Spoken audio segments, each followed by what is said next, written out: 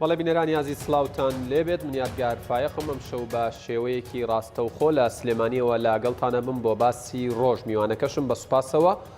کاک ئاری هەرسین سەرۆکی فراکسیۆنی نەتەوەیی لە پارلەمانی کوردستان لە هەولێرەوە لەگەڵمانە بێت. دیارە قسەکردن لەسەر باسی ڕۆژەکان کۆتایی نایێت و تازەترین باسی ڕۆژ بەنسبەت عێراق و هەرێمی کوردستانەوە قسەکردنە لەسەر گرتنەوەی ئاو لەلایەن تورکیا و ئێرانەوە. دیارە کێشە و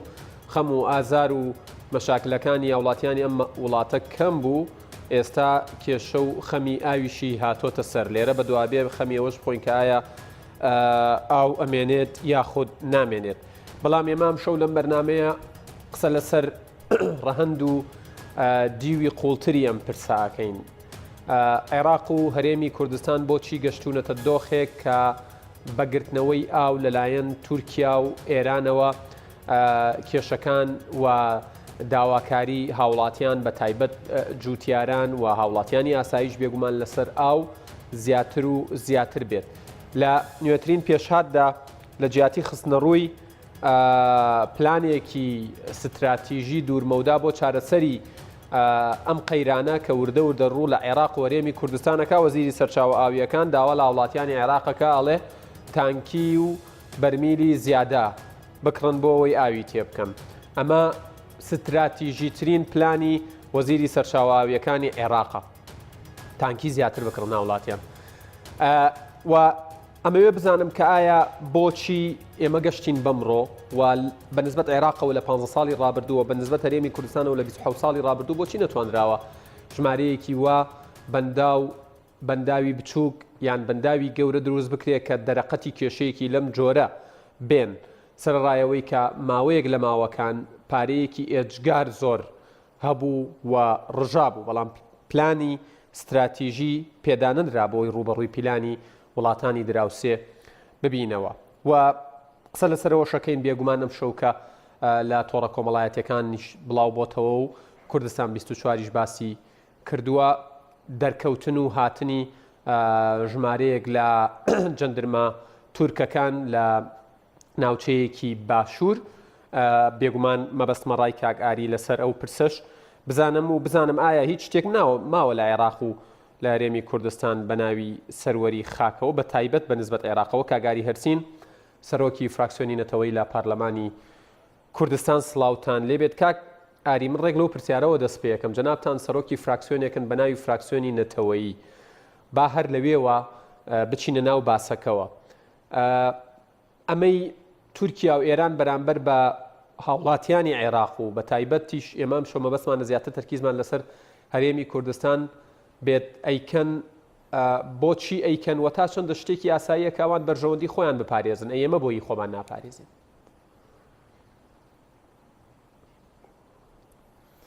سڵاو لە تۆ کاگیادگار و لە بینەرە ئازیزەکانی ئەم کەناڵە بەڕێزە. ئەوە هۆکاری سەرەکی ئەگەر من بە چەند ڕستەیەکی کورت بمێڕوونی بکەمەوە یاخود تعبیری لێ بکەم، ئەوەیە کە دەوڵەتی عێراق خۆی دەوڵەتێکی لاوازە، ئە ویک ستیت. ئەمە یەک. دووهەم لە دوای ڕووخانی ڕژێمی سەدام حوسێنەوە یەکێتی گوتار، یەکێتی مەبدە، شەراکەتی ڕاستەقینە لە عێراقا نەبووە. بۆیە ئەم وەزعی ئەوەی کە پێی ئەڵێن سیادەی وەتەنی یاخود دەوڵەتی عێراق، ئەمە وەکو بەسیکۆتین و مەجموعەیە مناڵ بەسیکۆتینەوە ئەم پێکهاتانی عێراقی بەیەکەوە نووسانی بێ و بە شەڕەشەقی ئەمریکا و غەرب بەیەکەوە بمێننەوە وایە. بۆیە هەر کەسە وە بە تایبەتی لایەنی دەسەڵاتدار کە بە ژمارەیەک شیعەکانی بەغاگرێتەوە وانی کە لە حکوما بوون دەسەڵاتی زۆریان هەبووە، ئەمە کارێکی کردووە کە عێراق وڵاتێکی زعیفە، یعنی دەوڵەتێکی زعیفە. ئێکە دەوڵەتێکی زعیفیش بێت بە تەشید تورکیا و ئێران هەر یەکە مەسلحەتی خۆیان هەیە لەوەیە، هەوڵێن زیاتر فشاری بخەنە سەر بۆی زیاتر مەرجەکانی خۆیانی بەسەرا بسەپێنن. بەڵێ کاک ئاری بەنسبەت بە قسەکردن لەسەر پرسێکی گرنگەوە خۆتان باشتر ئاگادارن و بینەرانیش ئاگادارن. کاتێک هەرێمی کوردستان بیریان لەوە کردەوە لە هەرێمی کوردستان کە ڕیفراندۆمێک بۆ سربەخۆیی ئەنجام بدرێت خۆتان و بینەرانیش ئاگادارن عێراق و تورکیا و ئێران چیان بەرامبەر کردین وتیان ئەمە پێشێلکردنی دەستورە و بەشبەشکردنی خاکی عێراقە و پێشێلکاریەکی گەورەیە بەرامبەر بە عێراقیەکان بەڵام ئێستا ئەمەی ئێران و تورکیا بەنسبەت یعنی گرتنەوەی ئاو و زۆر پرسیدی کەش ئەنجامیەدەن بۆچی هیچ کەسێک لە حکوومەتی عێراقی ناتۆتە سەرخەت جگە لە وەزارەتی یان وەزیری سەرچاوە ئاویەکانی عێراق کە داوای کردووە تانکی زیاتر بکڕن هاوڵاتیان خۆی لە ڕاستیە ئەوەشی کە یعنی بڵێن ئێران و تورکیا وتویانە کە بڵێن قوبولی ناکەن کە عێراق پارچە پارچە بێتوانە ئەوەش لە ناخی دڵیانەوە نەبووە بەڵام لەبەرەوەی مۆزوع کورد بووە و بڵین هەردوو ئەم وڵاتە خۆیان مشکلەی کوردیان بەو شێوە دیموکراسی کە پێویست بکە هەتا ئێستا موافق نەبوون تیا سەرکەوتو نەبوون یعنی چارەسەری بکەن بۆیە وایەن وتووە ئەمە یەک دووهەم من تەوەقوعەکەم کە حکوومەتی عێراقی یاخود دەوڵەتی عێراق خۆیان بە شێوەیەک لە شێوەکان بڵێن چراغی سەوزیان لێیاوە یاخود چرای سەوزیان داوە بە دەوڵەتی تورکیا کە بۆی هەیە جێژ بێنێتە ناوە ئەژینا ئەوە وەکو تۆ خۆت ئیشارەت پێداوە چەند ڕۆژە ماوەیەکیشە کە جێیشی تورکی دەستی کردووە بەهاتنە ناو بڵێن خاکی عێراقەوە لە ڕێ هەرێمی کوردستانەوە تاوان نەسەرۆ کۆماری عێراق کە پارێزەری دەستورە هیچی وتووە نە پەرلەمانی عێراقی چی وتووە نەسەرۆکی حکوومەتی چی وتووە ئەو معنای ئەوەیە کە ژێربەژێر لەوانەیە خۆیان ئەو ئیزنیان نابن بۆ لەبەری دیسان منتیقەکە کوردستانە دیسان مەسەلەکە کووردە بەبابێ بۆ بەوەران بێ هەر لە عمری بەفرکەمە بێتەوە هیچ عەرەبێ لەو شاخانە و لەو گوندانە ناکوژرێن هیچ کەس ماڵی وێران نەبێ یعنی بەس کورد نەبێ اینجا ئەوەیە مەسەلەکە اینجا یەک نوقتەی تر کە وابزانم پەیوەستە هەر بە پرسیارەکەیتەوە لە پرسیارەکە وتێ بۆچی کەس لەسەر مۆزوعە بڵێن هیچ ناڵێ ئەگەر ئەو کەسەی کە تۆ پرسیار ئەەکەیت مەبەستی غەرب بێت یعنی ئەمریکا بێ من بەلایەنی خۆمەوە دڵنیام کە هەنگاوێکی وا گەورە بنێ حکوومەتی تورکیا بەبێ پرسیارم لەسەرەوە شەبێت باجارێک لە ناوخۆی عێراق وەرێمی کوردستان بمێنینەوە بێگومان قسەشمان لەسەر ئەوە ئەبێت جنابتان لە لێدوانێکیشتان بۆ کوردستان 24 ئەو پرسەتان ڕوون کردبوو ئەم شەو مەبەستمە زیاتر و چڕتر و ورتر قسەی لەسەر بکەین لەگەڵ جەنابتە بەڵام جەنابەت باسی سەرۆکوەزیران ئەەکەی لاریمان نییە عەرەبە باسی سەرۆکی پەرلەمانەکەی لاریمان نییە عەرەبە باسی وەزیرە یان وەزارەتە گەورە و گران و خاوەن کاریگەریەکانەکەی هەمووی بەدەستی عەرەبی سوننە و شیعەوەیە بەڵام خۆ سەرۆک کۆمار کە حامی و پارێزەری دەستورە کوردە بۆچی بێدەنگە بەرامبەر بە شتێکی لەم جۆرە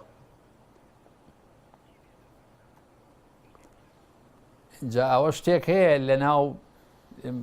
یعنی بڵێن ئەمریکیە پێشکەوتو خوازەکانە ئەوانی کە بە چەپ حسابن بڵێن هیناڵێن ئۆباما پێستی ڕەش بوو بەڵام عەقڵی سپی بوو اینجا بەڕێز سەرۆکۆماری عێراق یان ڕاستە بە ڕەگەز کووردە بەڵام وەکو خۆیڵێ ئەو پارێزەرە ئەو پارێزەری خاشی بڵێن عێراقا لە زاخۆ هەتاکو بەسرە بۆیە یعنی چەند کووردە ئەوەنگەشی بەسەر عەرەبەوە هەیە بەڕێی من ینی هەر کوردێ چاوەڕێ بکە کە بەڕێز کاک فواد مەحسووم لەبەرەوەی خاتری ئەوەی کە کووردە مووقیفێ وەرگێ لەسەرەوە ئەوە لە خەیاڵ ئاژی کەواتە کاگاری عێراق ماڵێکی بێساحێبە یان ساحێبی هەیە و گڵۆپی سەوزیان بۆ تورکیا و ئێران هەڵکردووە و ئاسایی ئەم هەنگاوە بنێن واللهی ئەوەی کە عێراق بێساحێبە ئەوە شتێکی یعنی حاشە هەڵنەگرە هەر لە دروستبوونی حکوومەتی یەکەم یاخود کابینەی یەکەم کە لە دوای ڕوخانی ڕژێمی سەدام دروست بوو یعنی ئەتوانی بڵێ منتیقەی جنوب یاخود هەموو کۆمەڵگەی شیعە لە چوارچێوەی دەوڵەتی عێراقا لەلایەن جمهوری ئیسلامی ئێرانەوە ئەگەر ڕاستەوە خۆش بەڕێوە نەبرێت مەرجع بۆ شێوەی بەڕێوەبردننی عێراق لە سیاسی لە شێوەی ئابووری لە دەستکردنی پەیکاری عسکەری لە هەموو ئەوانە ئەوە لەولاوە لەم لاشەوە یعنی سیرکە ئەوە دەوڵەتی تورکی بە ئارەزووی خۆی لەم منتیقی هەرێمی کوردستانە تەراتێنەکە هیچ کەس بۆی نییە پێ بڵێەوەکەی هێزانی ئەمریکا ئەوە لەم ڕۆژانەی ئەخیرە مەسەلا هەندێک لە قواتی خۆیان سەرچیای شنگال کە من خۆم پێ باش شتێکی باشە بەڵام بیستانەوە شتێکی بێگانی ئەوەی لەوەی هیچ ئیجازەیەوە یاسی گەڕێمە بۆ ئەو شتەکانم کەوتم ئەم دەوڵەت لە ماڵە باجەیە گەچێت ماڵ بەناچی بەیەکەوە باشە کاک ئاری هەر بەنسبەت ئەوەی جەنابیشتان ئاماژەتان پێکرد یعنی ئەوەی هاوڵاتیانی هەرێمی کوردستانی زۆر نیگەران کردووە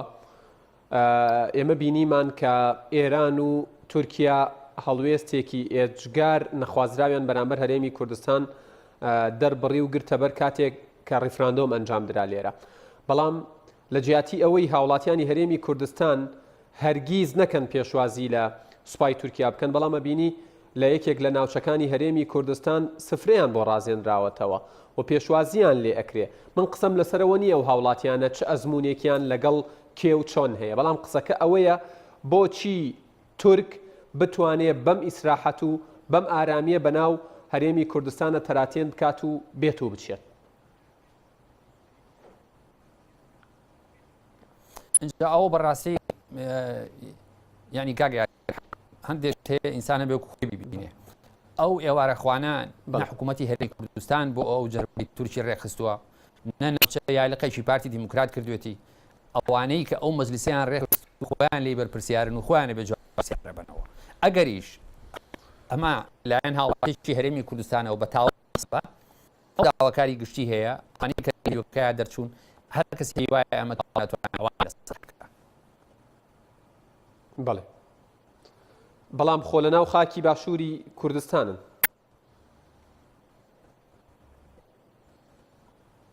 باشە منیش واڵێم بەس ئەمە نا حکوومەت لی بەرپرسیار نا حیزبێکی معەیەن ئەمە ئەو کەسانە لی بەرپرسیار ئێوارەخوانەیان بۆ ئەم ژەندەرمانە ڕێستووە کە من خۆم یەکەمانەی کە بەشی نازدانم ئەگەر ئەمە بەشی تایبەت بوونایە پشتیوانی ئێمە لە دژی شەڕی داعش و چۆن میوانداریمان لە عەسکەری ئینگلیز کردووە لە هۆڵندیمان کردووە لە ئیتاڵیا میوانداری ئەوان ئاسایی لەسەر داوای خۆمان لەسەر داوای خۆمان فەوجێکی سوپای پازارانی ئێران بێت هەرێمی کوردستان بۆی پشتیوانی ئێمە بێ خاچی پیرۆزی کوردستان بپارێزێ سەروەری خاچی پیرۆزی کوردستان پارێزێ داواتی بکەین بۆ ماڵی خۆمان و زۆر خزمەتیشی بکەین هێشتا کەمە بەڵام بەڵێ ئەمە لە شارێکی دیکەی کوردستانی شەمە بیرا کە بەناوی کاری ئیداریەوە سوپای پاسدارانی ئێران هاتن کۆمەڵێک پاسدار بەناو شارەکەی ئەسوورانەوە ئیسراحەت و خەریکی پیاسەکردن و شیرینی خواردن و نان خواردن و بەنسبەت تورکی شەوەر هەمان شتە یعنی پرسیارەکەی من بە دیاریکراوی ئەوەیە ڕاستە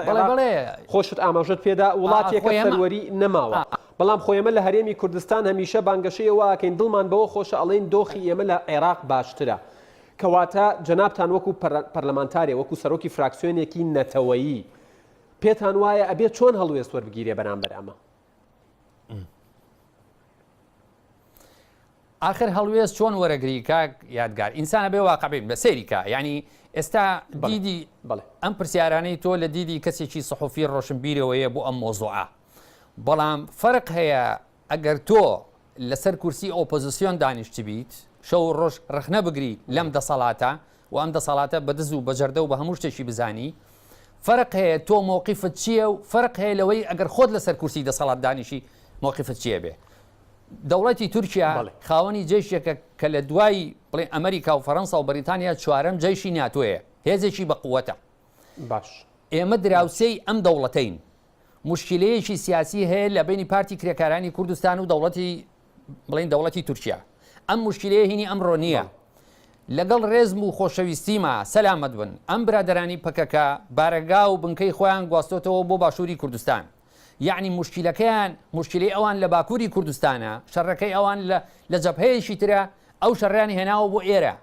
ئەمە وەکو بڵێ موبەڕیرێک ئەیا بەجێشی تورکی هەر کاتێ بێت بۆ هەرێمی کوردستان ئەگەر لی پرسی کاکە بۆ هاتووی ئەڵێ لەبەر ئەوەی کە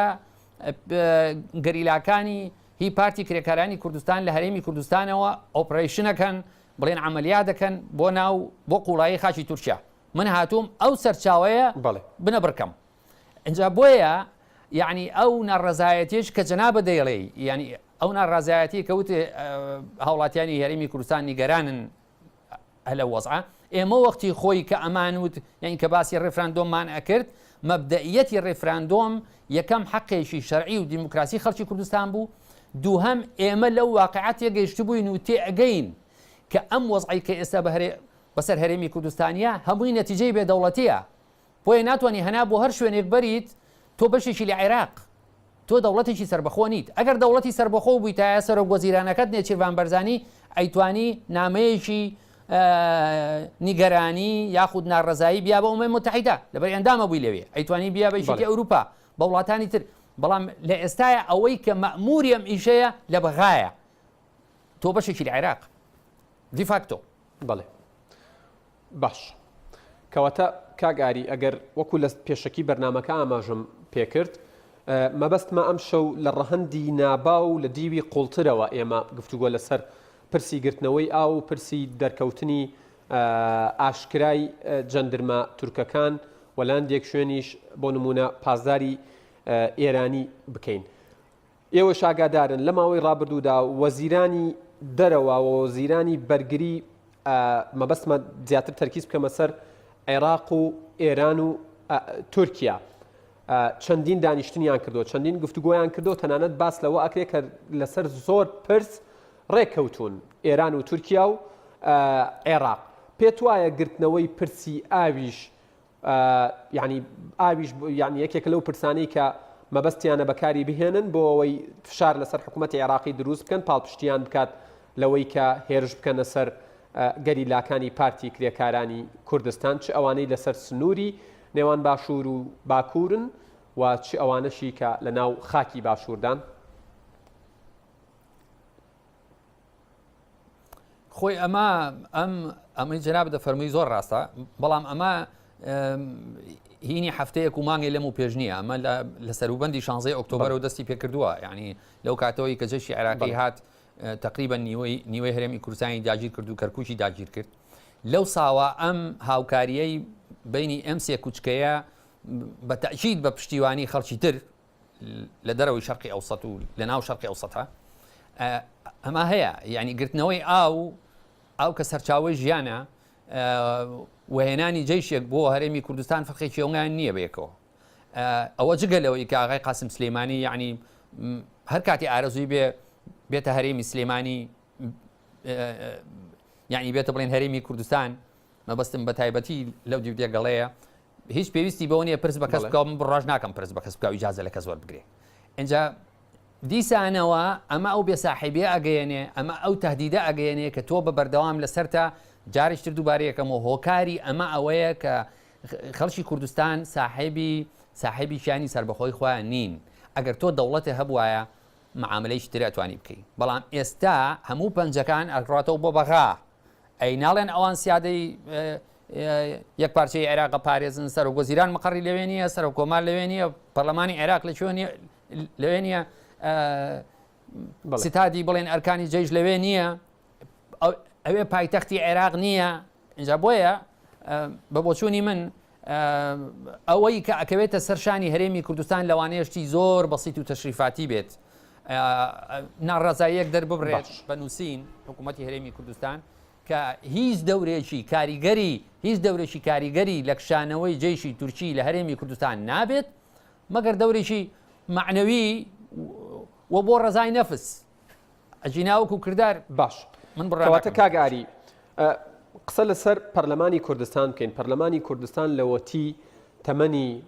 درێژ کراوەتەوە تەنها شتێک کە وڵاتیانی هەرێمی کوردستان زۆر دڵیان پێی خۆش بوو ئەوە بوو پەرلەمان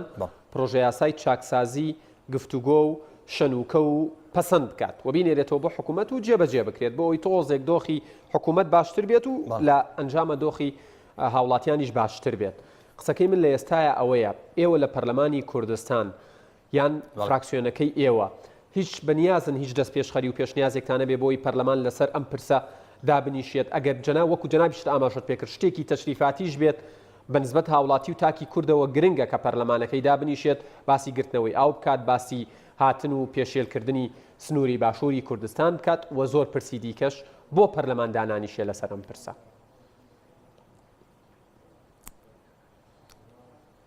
لەسەر کام پرسە؟ ئەمەی بۆ نمونە ئاو ئەگیرێتەوە، ینی لە ئێستاوە ترس لە شارەکانی هەرێمی کوردستان، لە سلێمانی، لە هەولێر، لە شوێنی دیکە دروست کراوەکە ئەمە مەترسیە بێت لەسەر ژیانی هاوڵاتیان بەنسبەت ئەوەی ئەوترێ لە شارێکی کوردستان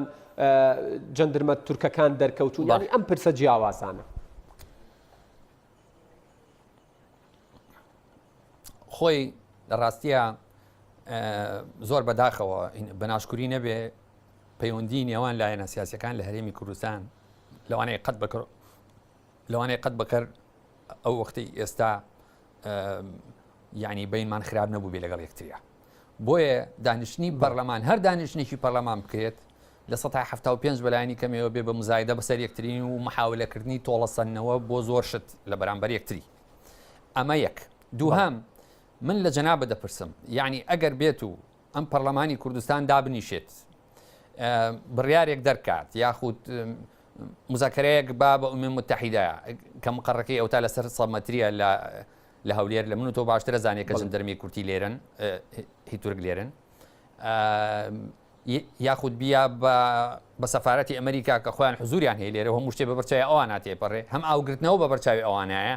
هەم هاتوچۆی ئاغای قاسم سلێمانی بە بەرچاوی ئەوانەوەیە، هەم هاتنی جەندەرمەی تورکی، یعنی ئیتر تۆ شتێکە ئەوان لە من و تۆ باشتری ئەزان ئەوان ساحەبی سەتەلایەتی عسکەرین کە هەتا 1 مەتر مربع لە هەموو سنووری هەرێمی کوردستان و لە هەموو عێراقا هەموو جوڵەیەکی عسکەری 24 ساعات لە ڕۆژێکا چاودێری ئەکەن، یعنی ئەوان هەموو شتانە ئازانن. ئەمێنێتەوە سەر لایەنە معنەویەکەی. ئەگەر ئێمە قرار بێت، ئەگەر پەرلەمانی کوردستان قرار بێ بەیەکەوە کۆبوونەوە بکات مزەکرەیەکی ناڕزایی با بەس ئەضعەف الئیمان، ئەگەر نەتوانێت یەکدەنگ بێ لەو مۆزوعەیە دانانیشێ باشترە لە بەروی ئەوەی تر ڕوخساری هی ئێمەمانان وەکو پەرلەمان وەکو ئەندامی پەرلەمان ناشرینترە بێت، یعنی ئێمە لە نەهامەتیەکانیشە هیچ شتێک نییە کۆمان بکاتەوە، ئەم نقطەی نظامی ئەگرێ لەسەر ئەو ئەم لەسەر ئەوی ئەگرێ، یعنی ئەمەngە ناشرین ئەبین نەمان کردایە باشتر بوو. اینجا ئەو مەترسیە هەیە. مەسەلەی چاکسازیەکەش کە ئەو پرۆژە قانونی ئەوەی لیان حکوومەتەوە هاتبوو بۆ پەرلەمانی کوردستان، حەزەکەم ئەگەر ئیزن بەی زۆر بە کورتی شتێک لەسەرەوە بڵێم، مشکلەکە ئەوەیە کە لایەن یا چەند لایەنێکی سیاسی لەگەڵ ئەوە نین کە زۆر بە کورتی لەگەڵ ئەوە نەبوون ئەمە کێ ڕێگرە لەوەی کە پەرلەمان کۆبێتەوە دابنیشێ و گفتوگۆی ئەم پرۆژە یاسایە بکات کە بەنسبەت حکوومەت و بەنسبەت هاوڵاتیانی شەوە ئێجگار گرنگە. ئاخر کاک یادگەراڵێ مەیمون زۆر جوان بۆ ئاوڵەشی دەرە، ئێمە خۆمان وەزعمان زۆر باشە ئێستا دابنیشین لەسەر یەکتری ناوی یەکتری بینین لەسەر تەلەڤیزیۆنەوە بە شتێکی باشی نازانم عاقڵانە نیە لە ئێستاە، بەڵام بەرحاڵ خەڵک هەن کە پێیان وایە ئەگەر بێت و ئەو پرۆژە چاکسازی حکوومەت کە نزیکی 100 میلیۆن دلار بڵین ینی پارە ئەجێڕێتەوە بۆ خەزیێنەی حکوومەت، ئەگەر ئەو ببێ لە دەرماڵەکانی هەندێک لە فەرمانبەران کەمە بێتەوە، ئەمەش خەڵک تووڕاکە و خەڵک دەنجان پێنادا. ئەنجا ئەمە مشکلەیە، کەواتە کاگاری ئەمە مشکلەیە تۆ نەتوانی حەقیقەتێک هەیە بە خەڵکی بفرۆشی بڵێ بەڵێ بەم بورە چونکە کاتم تەواو بووە، هاوڕێیانم پێمەڵێن کات تەواو بۆ بەڵام هەر مەبەستمە لە سی چرکەی ڕای جەنابتان بزانم. پەنابردن بۆ ئەمریکا، بۆ وڵاتانی زلهێز، بۆ نەتەوە یەکگرتوەکان، بۆ ئەنجومەنی یاسایشی نەتەوە یەکگرتوەکان، بۆ قونسولخانە و باڵیۆزخانەکانی وڵاتان لە عێراق و لە هەرێمی کوردستان هیچ کاریگەریەکی نابێت چکەوەکو خۆت ئاماژەت پێدا خۆیان ئاگادارن و ئەجزانن چییە گوزەرێ و گڵۆپی سەوزیشیان هەڵ کردووە زۆر بە کورتی. بەڕێی من چه ئەمریکا چه بڵێن ئەوروپای غەربی هەموو خۆشببختی ئینسان و بەشەریەت و دیموکراسی لە بەرمیلی نەوتابینن. ئێمە بۆی بتوانین لەم مشکلانە ڕزگارمان بێ ئەبێ هەوڵ بین مەسلحەتی خۆمان لەگەڵ مەسلحەتی ئەوان بە جۆرێک جووتکەین کە ئێمە نەبینە داردەست و پیاویان، بەڵام شەریک بین لە داهاتووی بنیادنانی دیموکراسی و ئینشاءڵڵا بەرەو سەربەخۆیی کوردستان ڕۆشتن لە شەرقی ئەوسەتە. بەڵێ کاک ئاری هەرسین سەرۆکی فراکسیۆنی نەتەوەی لە پارلەمانی کوردستان، سوپاس بۆ زانیاریەکانت، سوپاس بۆ کاتەی بە ئێمە و بابینەرانت بەخشی. بەڵێ بینەرانی ئەزیز کۆتا کۆمنتی منیش ئەوەیە لە هەندێک شوێنی فەیسبوک ئاماژەیان بەوە دابوو کۆمنتیان نووسی بوو کە گرتنەوەی ئەم ئاوە لەلایەن تورکیاوە بەڵگەیە بۆ هاتنی قیامەت و ئاخر زەمان قسەکەشەوەیە بڵێ هیچ هاوڵاتیەک لە جیانە هەبێت هێندەی هاوڵاتی عێراقی لە ئاخر زەمان نەترسێت و لە قیامەت نەترسێت کە دۆخمان زۆر زۆر خۆشە ڕێزیات گارفایەخ و تەواوی هاوکارانم لە سلێمانی و لە هەولێر قبول بکەن تا باسی ڕۆژێکی دیکە ئێوە و کوردستان لە ئەمانەتی خوادا بن کاتێکی خۆش.